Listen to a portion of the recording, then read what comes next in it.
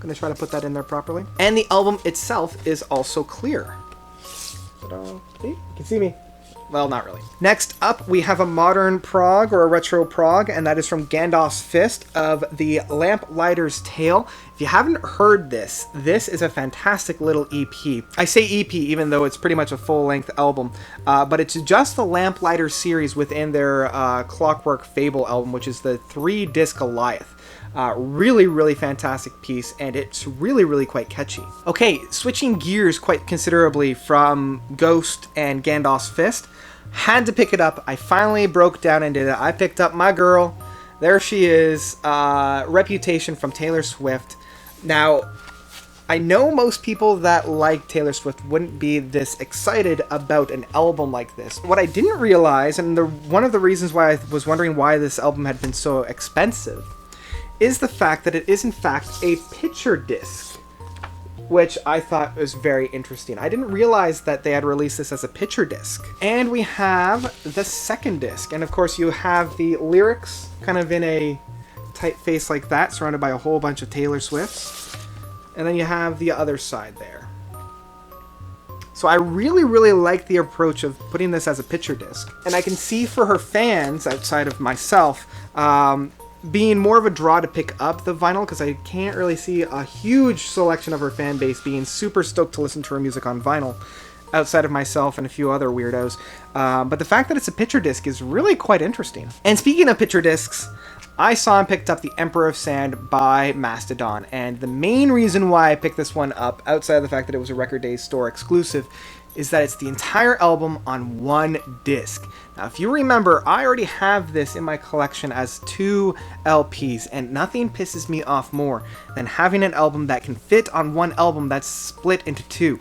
So yes, I spent the extra $30 to pick up the album as a single disc. Now, this next one is a little bit of a story. It is Fortress by Protest the Hero, and this is their special edition. This was the VIP package for their Fortress tour that they just completed.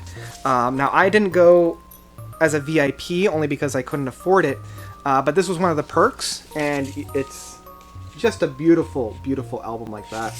And I love Fortress. Fortress is my favorite album from theirs, but the only way you can get it is through the VIP package. Now, I guess not enough people bought the VIP package, so they had a whole bunch of these left over, and they were selling them off, and it was kind of a first come, first serve. And I figured, well, this is my favorite album from theirs, so let's do it, and I got it. The next album, because we still have a number of albums to go, is one that I got from my birthday, even though my birthday is coming up in a couple of weeks. It's the beginning of August.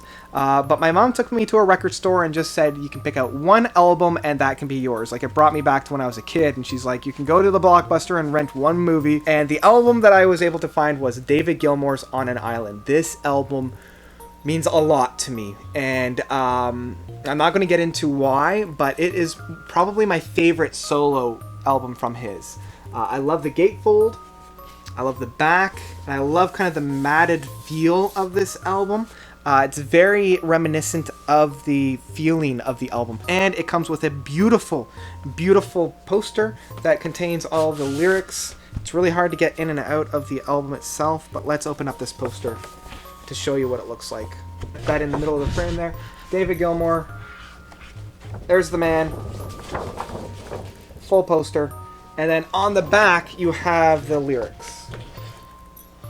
So like most of my music posters, I'm probably not going to put this one up on the wall. I'm going to keep it in the album so that when time comes that I'm listening to it, I can drift off and listen to it in that sense. I think my main problem is that I've been breaking my rule of not ordering albums online.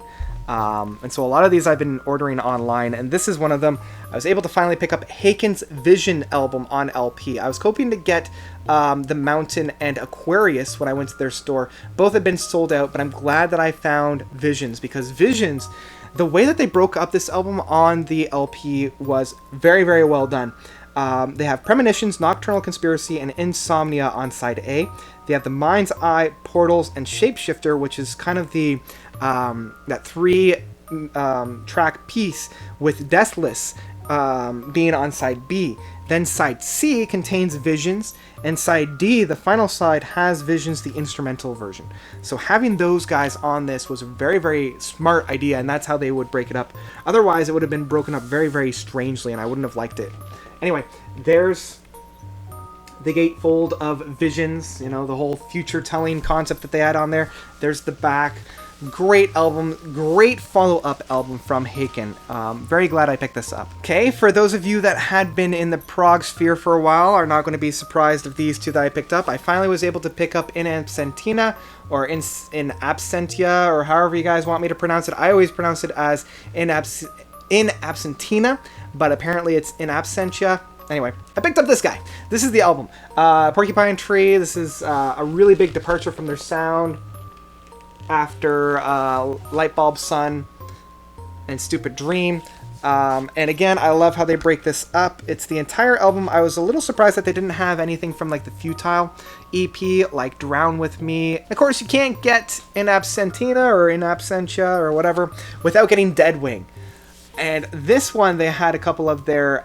this is where you have So-Called Friend and Half-Light being on here as well. I think within the album that I have, She's Moved On was the bonus track, but and that's on the CD.